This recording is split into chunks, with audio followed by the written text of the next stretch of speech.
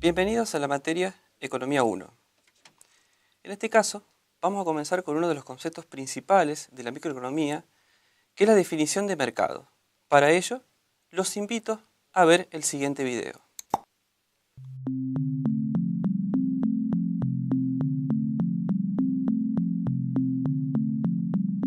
Loca, loca, te volviste. Son 30,000 pesos, señora. ¿Qué? ¿30,000 pesos? Pero si hace una semana llenaba con 26,000. Así es el mercado, señora. Yo no pongo los precios. Los limones están a 570 el kilo. Ah, 570 pesos. Yo los tengo a 420, caserito. ¿Pero cómo? ¿Más barato? Así es el mercado. ¿Alguien nos puede explicar quién diantres es ese tal señor mercado? El mercado no es una persona, amigos. Sin embargo, tiene un comportamiento complejo que se rige por la oferta y la demanda. La demanda es la cantidad de bienes, en este caso los limones, que los consumidores están dispuestos a adquirir en el mercado. Y la oferta es la cantidad de limones que pueden venderse a un precio determinado en un momento dado. De la relación entre oferta y demanda surge el precio del producto o servicio. Si hay mucha demanda de un producto y pocas ofertas, el precio tiende a subir. Pero si hay mucha oferta de un producto, el precio tiende a bajar. Así con la oferta y la demanda. No es tan complicado. Si aprendemos sus reglas, jugamos mejor y ganamos. ¿Alguien dijo jugar y ganar? Consuma bien, viva mejor. Como bien pudimos ver en el video, las dos funciones principales que componen al mercado son la oferta y la demanda. La demanda la analizamos desde el punto de vista del consumidor y me determina el precio máximo que estamos dispuestos nosotros a pagar por un determinado bien. En este caso, a medida que el precio aumenta, nosotros vamos a estar dispuestos a adquirir una menor cantidad de esa mercadería. Todo lo contrario sucede con la oferta, que la vemos desde el punto de vista del productor. En este caso, a medida que el precio del bien es mayor, los productores van a estar dispuestos a ofrecer una mayor cantidad de esa mercadería. Mediante la interacción de estas dos curvas, podemos determinar cuál es el precio y la cantidad de equilibrio. En el punto en el cual las dos curvas se cortan, como pueden observar en el gráfico, determinaremos cuál es el precio y la cantidad de equilibrio de este mercado. En este caso, el precio de equilibrio va a ser P sub 0 y la cantidad de equilibrio Q sub 0. Podemos ver este análisis desde el punto de vista matemático, en el cual tenemos una función de oferta y una demanda. Para determinar cuál es el precio de equilibrio, simplemente igualamos ambas funciones y despejamos la incógnita que estamos buscando. En este caso, vamos a obtener en primera medida el precio de equilibrio de este mercado. Con este precio, reemplazando en cualquiera de las dos funciones o en ambas, determinaremos cuál es la cantidad de equilibrio de este mercado. En este caso, el precio de equilibrio es 2,5 y la cantidad de equilibrio 17,5 unidades. ¿Qué sucede si el precio de mercado es mayor? En este caso, los productores van a estar dispuestos a ofrecer una cantidad mayor que lo que están dispuestos a adquirir los consumidores, generando un exceso de oferta. Como tenemos en el ejemplo un precio de 3, los consumidores van a estar dispuestos a comprar 19 unidades, mientras que los productores ofrecerán 19. En este caso tenemos un exceso de oferta de 2 unidades. Estas funciones de oferta y de demanda tienen una serie de determinantes que van a generar movimientos en las curvas. El determinante principal de cada una es el precio. En este caso, ante un aumento en el precio, por el lado de la demanda, se producirá una modificación o una disminución en la cantidad demandada. Por el lado de la oferta, un aumento en su precio genera un aumento en la cantidad ofrecida. El resto de los determinantes de la oferta y la demanda me generan modificaciones en las curvas, es decir, un traslado de las mismas. Por el lado de la demanda, los principales determinantes hacen referencia a los gustos, al nivel de ingreso, al precio de los bienes sustitutos, al precio de los bienes complementarios y a la moda. Por ejemplo, un aumento en el nivel de ingreso para un bien considerado normal genera un desplazamiento hacia la derecha de la curva de demanda. En este caso, como ven en el gráfico, sube el precio de equilibrio de mercado y sube la cantidad de equilibrio también. Por el lado de la oferta, por ejemplo, podemos analizar un cambio en la curva cuando se produce una disminución en el precio de los factores. Esto hace que la curva de oferta se desplace hacia la derecha, generando en este caso una caída en el precio de equilibrio y un aumento en la cantidad de equilibrio comercializada. También pueden darse cambios simultáneos en ambas curvas. Por ejemplo, si aumenta tanto la demanda como la oferta, podremos determinar que la cantidad de equilibrio aumentó, pero el resultado en relación al precio va a ser indeterminado. A continuación te propongo realizar la siguiente actividad para terminar de comprender los conceptos analizados en este bloque.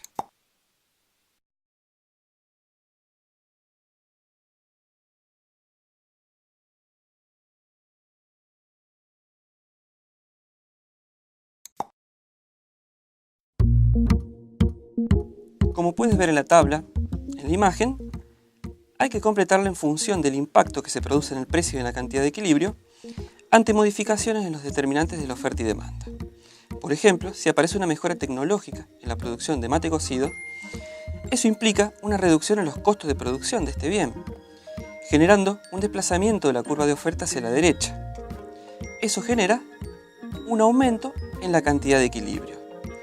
Te invito a completar el resto del cuadro en función de las situaciones planteadas en la actividad.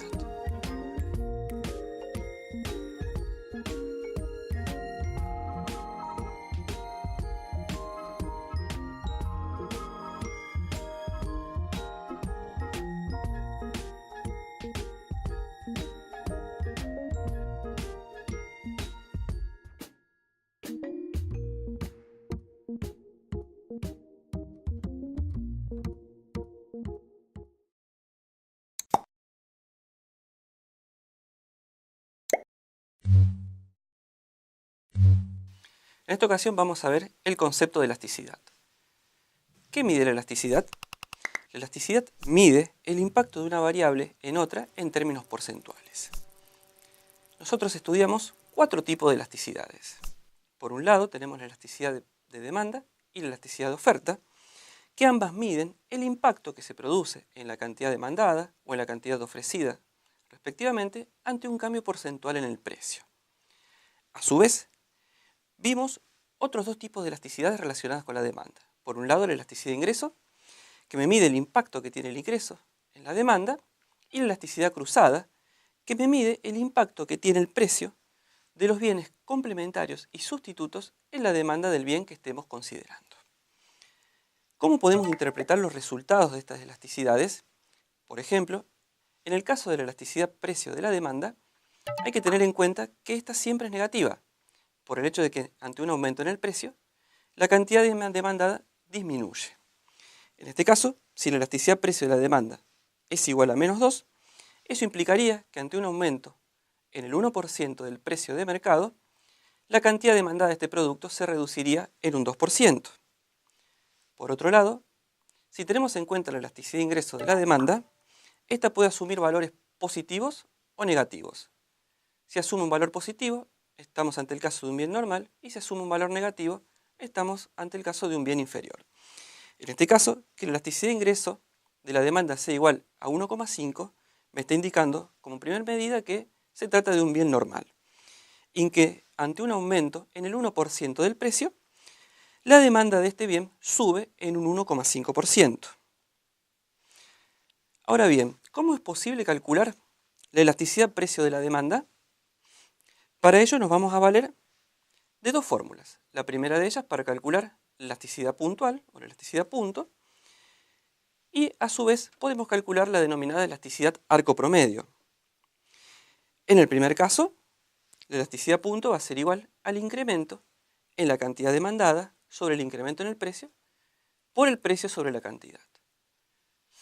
En lo que respecta a la elasticidad arco promedio, como su nombre lo indica, vamos a tener que trabajar con un promedio de precios, es decir, el término incremento en la cantidad demandada sobre el incremento en el precio es el mismo que para calcular la elasticidad precio.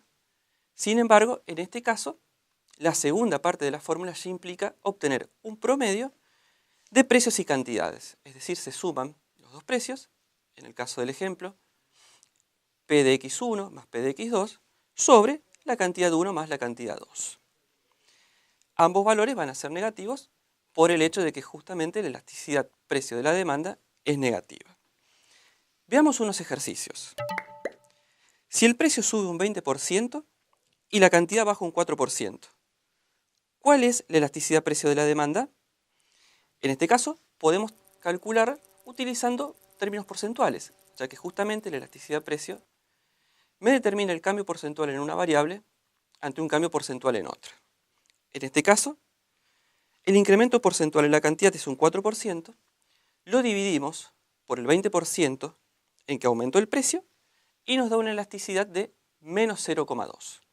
En este caso, al ser menor que 1 en términos absolutos, estamos ante una demanda inelástica. Si fuera mayor que 1, sería una demanda elástica, y si es igual a 1, es unitaria. Por otro lado, si la demanda es igual a Q igual a 100 menos 2P. ¿Cómo podemos calcular la elasticidad precio de la demanda para un precio de 30? En este caso, podemos obtener el término incremento en Q sobre incremento en P con la inversa de la pendiente de la demanda. En este caso, es menos 2. Multiplicamos por el precio y para obtener la cantidad demandada a ese precio, reemplazamos en la fórmula y nos da un valor de 40. Resolviendo, la elasticidad va a ser igual a menos 1,5. En este caso estamos ante la presencia de una demanda elástica. Por otro lado, si la demanda en este caso está expresada en función del precio, el cálculo es exactamente el mismo. Lo que tenemos que hacer es, como tenemos acá la función de demanda, la pendiente de la función de demanda que es menos 2, tenemos que obtener la inversa que va a ser menos 0,5. Multiplicamos por el precio y dividimos por la cantidad de equilibrio obtenida en función de ese precio. En este caso el resultado es menos 0,43, es menor que 1, entonces la elasticidad en este caso es inelástica. Por último, si el precio es 2 y la cantidad demandada es 20, cuando el precio sube a 4, la cantidad demandada es 10. En este caso tenemos que calcular la elasticidad arco promedio, determinando cuál es el incremento en la cantidad demandada, en este caso 20 menos 10, que es 10, dividido el incremento en el precio, 2 menos 4, multiplicado por el valor promedio de precios y cantidades. En este caso, el valor de la elasticidad es menos 1, indicando que nos encontramos ante una elasticidad de demanda unitaria. Ahora los invito a realizar la siguiente actividad para terminar de comprender los conceptos previamente estudiados.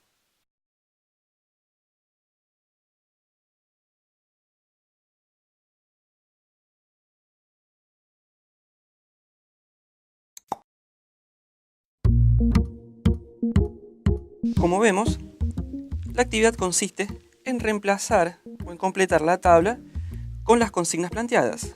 Por ejemplo, si hablamos de elasticidad precio de la oferta, la misma siempre es positiva. Por otro lado, la elasticidad de ingreso de la demanda y la elasticidad cruzada puede ser positiva, negativa o cero. Los invito a completar el resto de la tabla con el resto de las consignas.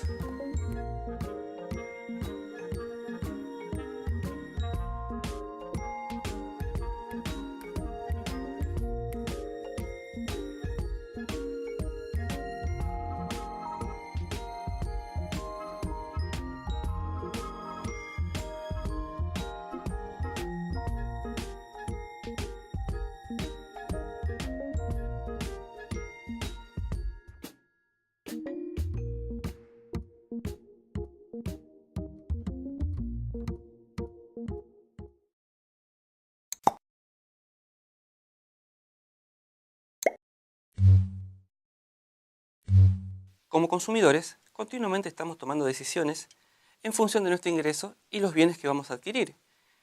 Pero ¿de qué manera podemos llevar estas decisiones a un modelo?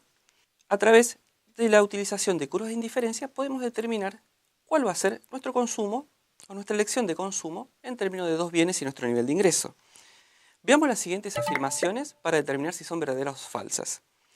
La curva de indiferencia muestra combinaciones de bienes que aumentan la utilidad. Como bien estudiamos, esa afirmación es falsa debido a que las curvas de indiferencia muestran a lo largo de las mismas una utilidad constante, es decir, la utilidad no se modifica a lo largo de dicha curva, mostrando el mismo nivel de utilidad para diferentes combinaciones de bienes. Estas curvas de indiferencia, a medida que se encuentran más a la derecha, nos muestran una mayor utilidad para el consumidor. La relación marginal de sustitución decreciente indica que el individuo valora el bien que se convierte en relativamente escaso. Esa afirmación es verdadera. Nosotros, a medida que resignamos un bien a cambio de otro, este se va volviendo más escaso. Esa escasez genera justamente que su valor vaya aumentando en términos relativos. Esta situación la podemos ver a lo largo de la curva de indiferencia, en la cual su pendiente, que justamente me indica la relación marginal de sustitución, es decreciente. Pero, ¿cómo podemos obtener el óptimo del consumidor? Un primer concepto a determinar es cómo encontrar la utilidad marginal del individuo. En el primer ejemplo, vemos que para el bien X tenemos dos cantidades diferentes, 10 y 20, y dos medidas de utilidad, 100 y 120. La utilidad marginal de un bien me muestra en cuánto se incrementa mi nivel de utilidad ante el incremento unitario en el consumo de ese bien. En términos matemáticos, es la derivada de la función de utilidad con respecto al bien que estamos analizando. En este caso, la utilidad aumentó en 20 unidades, mientras que el consumo del bien X aumentó en 10, dándonos por lo tanto como resultado una utilidad marginal para el bien X de 2. En el ejemplo 2, tenemos explicitada la función de utilidad. En este caso, va a ser igual a 4x² por y. Para obtener las utilidades marginales de x e y, tenemos simplemente que derivar esa función de utilidad con respecto al bien que estamos analizando. En el caso de x, la derivada de la función de utilidad con respecto a x va a ser igual a 8x por y. En el caso de y, va a ser igual a 4x². Veamos un ejemplo de cómo obtener el óptimo del consumidor. Sabiendo que un individuo tiene una función de utilidad igual a y por x², cuenta a su vez con un ingreso de 192 pesos, el precio del bien X es 2 y el precio del bien Y es 4. Nosotros tenemos que obtener el nivel de consumo de ambos bienes que le va a dar la mayor satisfacción a este consumidor. La primera condición es que la curva de indiferencia sea tangente a la restricción presupuestaria. Eso se da en el momento en el cual la relación marginal de sustitución es igual al relativo de precios. En este caso, obteniendo la utilidad marginal de X, dividiéndola por la utilidad marginal de Y, obtenemos la relación marginal de sustitución, que va a ser igual a 2 dividido 2. El relativo de precios es 2 dividido 4. Despejando, nos queda que el bien X es igual a 4y. La segunda condición implica reemplazar este bien X por su igual en la restricción presupuestaria del consumidor. Reemplazando, me va a quedar que el consumo de Y es igual a 16 y el consumo de X es igual a 64. De esta manera, el individuo maximiza su nivel de bienestar y consume exactamente todo su salario. Los invito a realizar la siguiente actividad para terminar de comprender los conceptos analizados previamente.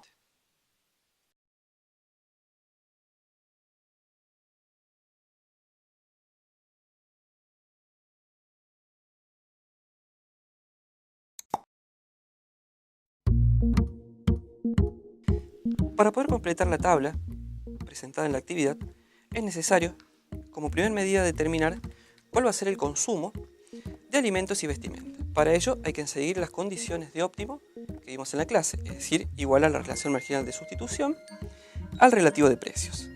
Eso me va a dar un nivel de consumo de alimentos de 120 y un nivel de consumo de vestimenta de 100. Para obtener el nivel de utilidad surge simplemente de reemplazar esos valores en la función de utilidad correspondiente. Los invito a completar el resto del cuadro.